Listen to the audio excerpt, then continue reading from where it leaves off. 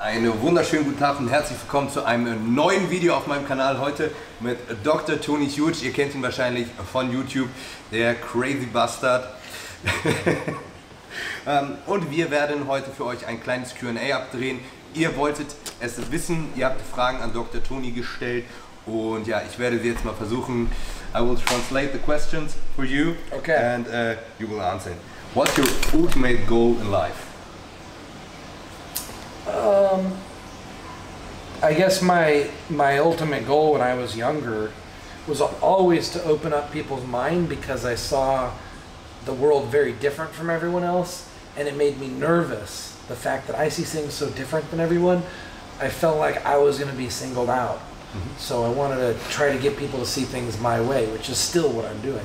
And I also thought when I was younger I was never going to have a girlfriend because I was a nerd. So and now you have like 20. So now now I'm obsessed with educating the world, and I'm obsessed with attention from women. So those are the two things that drive me. And he's like dead brutal honest. So okay, why do you prefer SARMs over steroids? What's the main benefit? Lower side effects and more convenient. So most of the oral steroids, they're very convenient. You can take them in a pill form, but they're usually liver toxic.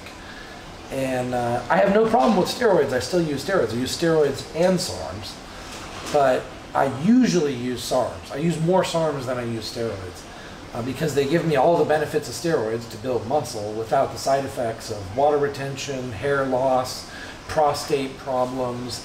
I mean, but steroids themselves also don't give them any side effects if you use them correctly. So it's not like it's a massive difference. They're still similar to steroids in a lot of ways. It's just I choose the healthier choice that does the same thing.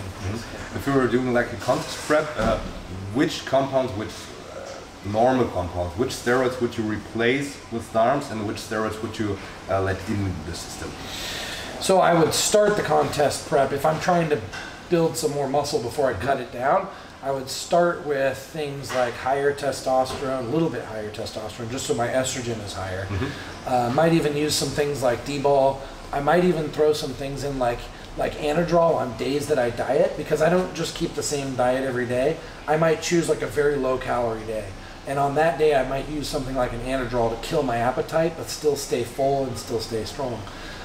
And then the ligandrol, the folitonic, would be the bulker SARMs that I would use. And as it gets closer to the show, if I'm trying to cut harder, then I'm lowering testosterone, and I'm using SARMs like S23 and Rad 140 that I feel like give me a lot of muscle definition. And then I introduce Winstrol.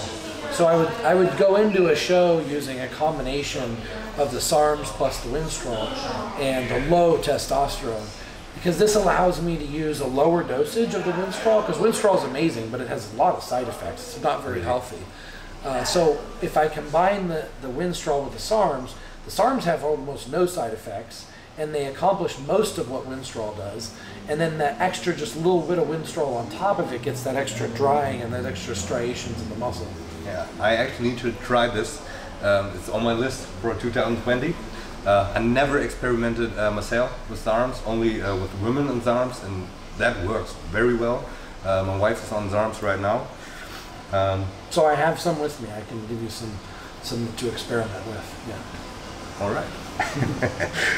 All right. Let's see. A lot of SARMs questions. You're known for your SARMs and DNP.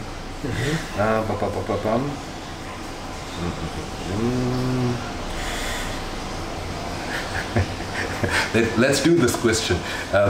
What's the best stack? Just, I know this doesn't make sense. Just answer it. It's hard to answer because there are so many variables about who we're talking best stack for who, when, for what goal, with what resources available. But most of the stacks that I would design for myself or anybody else would be based on the anabolic matrix, so that I could use lower dosages of each compound but have them work in synergy. So I would look, okay, I need an anabolic. Usually a testosterone foundation with a SARM on top. So we're getting the benefits of slightly elevated estrogen and slightly elevated testosterone, but we're using the SARM as the main anabolic. Then we go down to growth hormone. we're either going to use injectable growth hormone or an MK677 or growth hormone peptides, but we're going to use something. And then on the insulin, we're going to use either injectable insulin or slim pills or an insulin mimetic or both, preferably both, right? Would be the most powerful. And then we go down to inflammation. So we want to increase inflammation in the muscle and decrease inflammation in the rest of the body. So we want to take fish oil and things like turmeric and other things that act like antioxidants and anti-inflammatories, and then add in the arachidonic acid to increase inflammation in the muscle. And then we've got myostatin, which the most powerful myostatin inhibitor we have right now is probably the folotonic or YK11. And the second is probably epimuscle or epicatechin, as far as a natural perspective. Isn't it like every steroid lowers myostatin? Yeah, but your body adapts to it and gets used to it and counterbalances it by increasing myostatin. So that's one of the reasons I switch compounds. And I change the approach and sort of keep my body guessing all the time. Why I don't do like normal 12-week steroid cycle where everything every day is the same, where my body's adapting to it and then starts fighting against me near the end.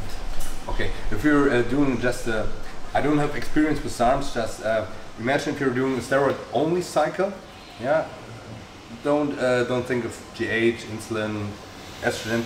I always think that the best synergy is if you combine the testosterone base with the nandrolone. Doesn't matter if NPP, DECA, or like a trembolone with some DHT.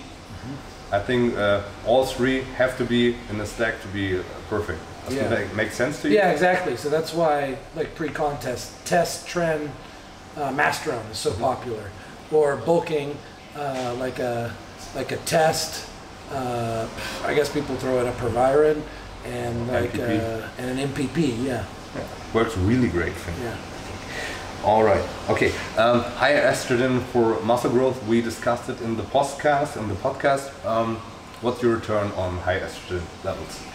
Yeah, I've looked at a lot of blood work of a lot of bodybuilders, and I noticed that the bodybuilders that are growing really fast often have very high estrogen levels. So I know estrogen is really important in building muscle. I also noticed that bodybuilders who have very low estrogen have a hard time building muscle. But you're very sensitive to estrogen, so I understand like keeping in the normal range. But I'd say for most bodybuilders, to try going high on the estrogen, see if they have side effects or not, and see if they have incredible muscle growth. Because if you're one of those lucky few bodybuilders that can go really high with the estrogen without side effects, then they make tremendous gains. If like gyno is the strongest side effect you got, but no water retention, no high blood pressure issues, would you recommend just taking tamoxifen instead of Arimidex or exemestane? Yeah, so there's a trade-off, right? There's these studies showing that tamoxifen and SERMs block satellite cells, so they block the formation of new muscle cells, hyperplasia.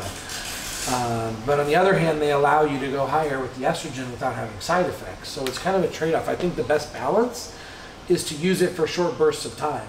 Like let the estrogen go really high and use a tamoxifen during that short period of time and get off the tamoxifen as fast as possible.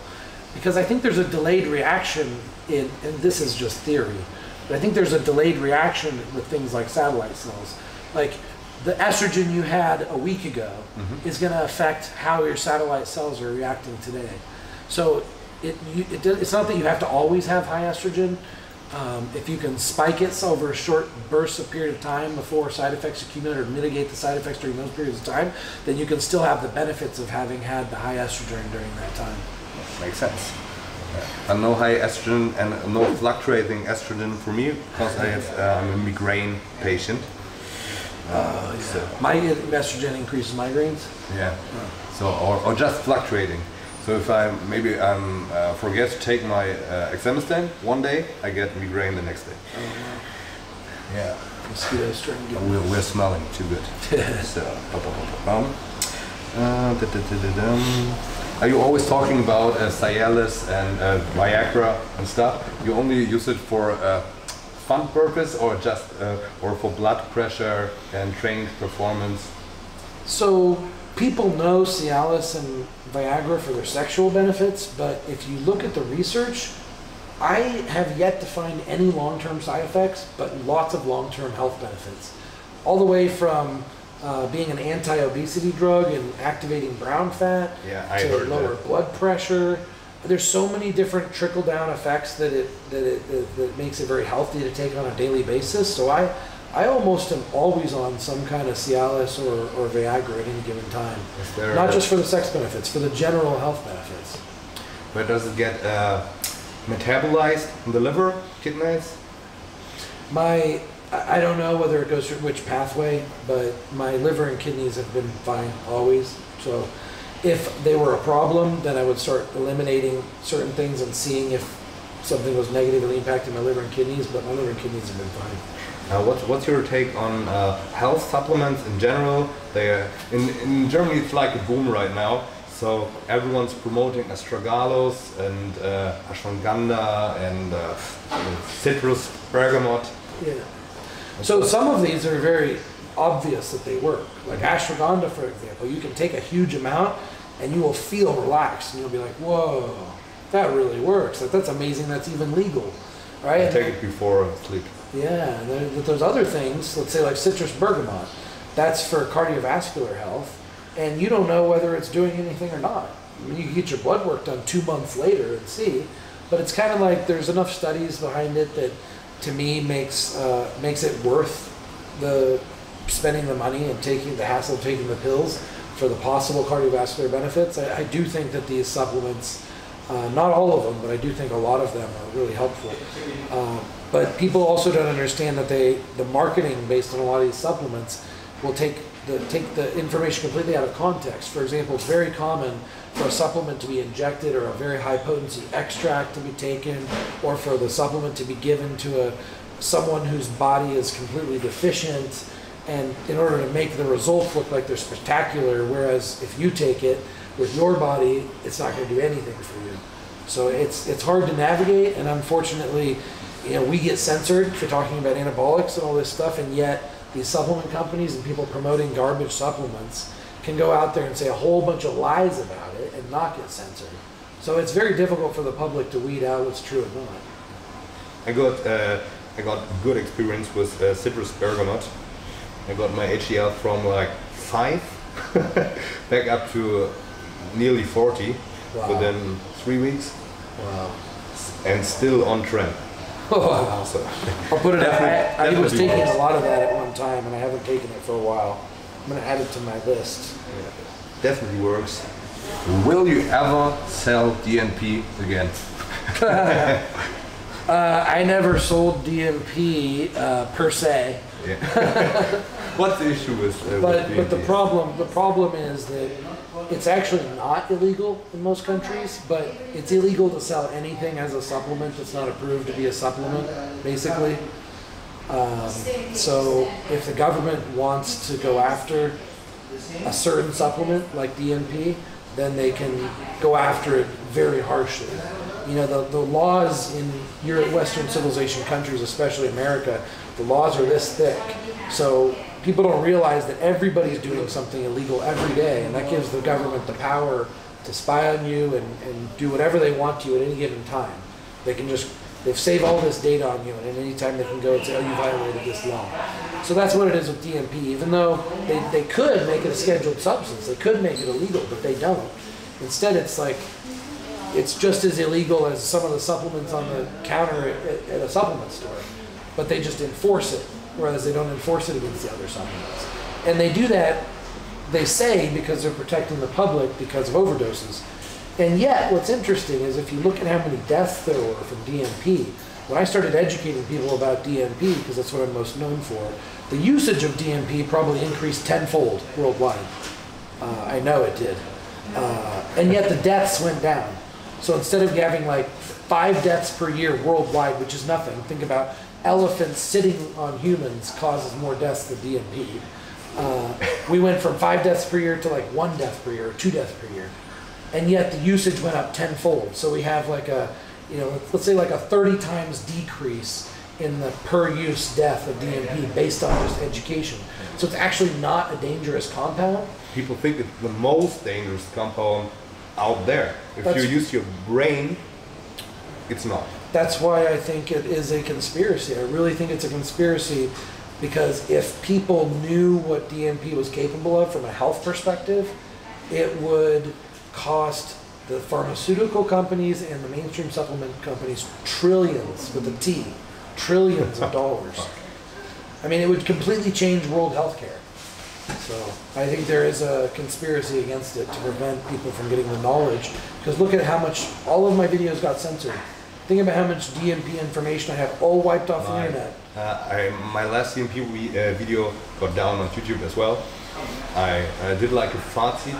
How much muscle is healthy to gain per week on cycle? Well, okay, I have a different theory than most people. I think it's healthier to gain a ton of muscle really fast and then give your body a break than it is to constantly be redlining your body.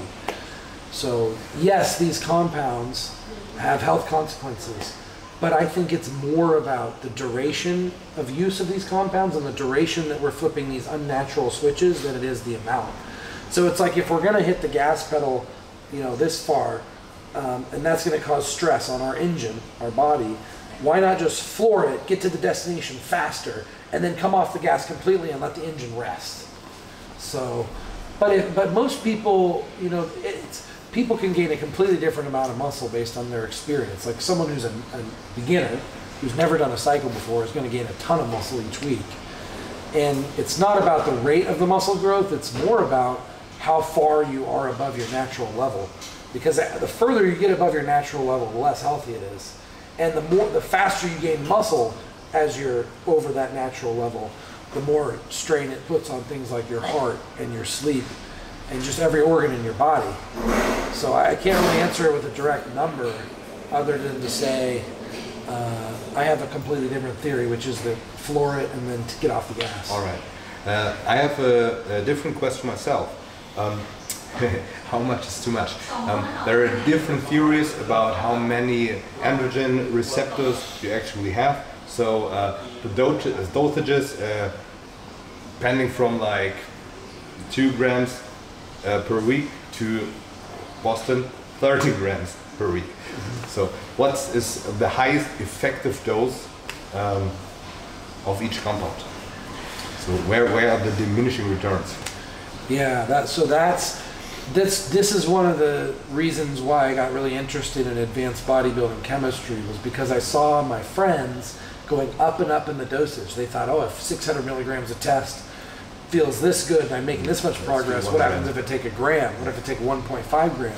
But I noticed at a certain point, it didn't do them any good. In fact, it just made them feel sick, making them tired. And they actually lose weight as they go up in dosage. Like they can't eat enough to keep, or rest enough to keep up with it. So I noticed that it's very different from person to person. And in talking with Dr. Jaquish, who is an editor on the medical magazine, whatever you call it, the publication about steroids in America, he said the biggest determining factor in how much steroids your body can use is how hard you're training. The harder you're training, the more steroids you can use. So I think the biggest problem we're seeing is that people who aren't training that hard are going up and up in the dosages and having actually a reverse reaction. They're actually making less progress as a result because they're not eating enough to keep up with it or training enough to keep up with it. But are you building new receptors when you train hard? Yes, that's according to the Dr. Jaquish. Yeah, the amount of receptors is determined about how much you're training, how hard you're training. Okay. I always heard that DHT builds new receptors, so you always should stay on some kind of DHT. That's Coach Trevor's theory, but that's also the theory that, you know, your estrogen is gonna, or your testosterone is gonna convert to DHT enough. Like there's a law of diminishing returns with DHT, right? If you have normal DHT, that's good. If you have a little higher DHT, you're gonna have better androgen receptor functionality, and then you go higher than that, and you're not gonna have any more benefit from it. So, you know, where that point is on every compound, I don't know, that takes experimentation, but that's why when we're experimenting, we start with a low dose and we work our way up, because then we know, whoa, only 400 milligrams a test did everything I wanted. I don't really need more. Then you knew to stop there. Whereas if someone just jumped into 750, they never could have known that 400 could have done the same thing without side effects, and they could have run it longer. Yeah. Okay. So I did a video or a video series last year, my last prep I did, and the maximum amount I would take was like 3 grams, and it was like a scandal in Germany. So everyone was talking. Because that's a high 3 grams. dosage? Yeah, it's crazy high. Nobody takes this much, and I was like, okay, everybody I know above 100 kilo stage weight is taking that amount, or even more. I know people who take like 3 grams of test only, just plus everything else on the night. So would you say that 3 grams of anabolics for an advanced bodybuilder in contest prep is too much, or can you use it, put it to good use? No, I think that's normal, because they would often take a gram of test, 600 deca. Well, let's see, a gram of test, 300 tren, 700 mastron. It was like 6 weeks out last year. It was 117 kilos. So. And then they would take 100 milligrams of anadrol per day. And if you add all that up, you're getting around 3 grams. So that's common. I'd say most bodybuilders that do that, though, it's not like they're on that all year round. Oh. They'll do the 3 grams pre-contest, and then they'll come off, or probably down to like between 200 and 400 milligrams of test as just a maintenance to let their body rest. I think there's more bodybuilders that actually come down to a cruise than people think. Like, people see Dallas McCarver's cycle, and they're like, oh my God, he's on like 5 grams of gear and all this growth in insulin all year round. No, he very well might have taken that for a blast for a very short period of time, and he probably gave himself a rest after that, because your body, after a certain point, you just don't grow anymore if you're blasting yourself with all the chemistry. So the little rest lets you, and that doesn't mean coming off completely. You come off completely, you will lose muscle, because you need a certain amount of hormones to maintain a certain amount of muscle. The bigger you are, the more baseline test you're going to require to just maintain a certain amount of muscle. So, für alle Deutschen da draußen, ja, ihr habt den Experten gehört. 3 Gramm Stoff ist völlig in Ordnung für die Menge an Muskulatur. Thank you, Tony. Thanks, Max. Good things to come. Wir haben noch einen Tag in Thailand, und morgen oder übermorgen wird es noch ein fettes Video auf dem Kanal geben. Schön einschalten, Tony abonnieren. What is your YouTube channel? They always get censored. You just look up Dr. Tony Huge. And Anabolic TV, the website. Anabolic TV, yeah. So, yeah, he has his own website, so his shit doesn't get censored. But you can follow him on Instagram, Dr. Tony Huge, and just look up Dr. Tony Huge on YouTube. So, danke fürs Zuschauen und tschüss, bis zum nächsten Mal. Be swell and swole, friends, freedom, pioneers, human evolution.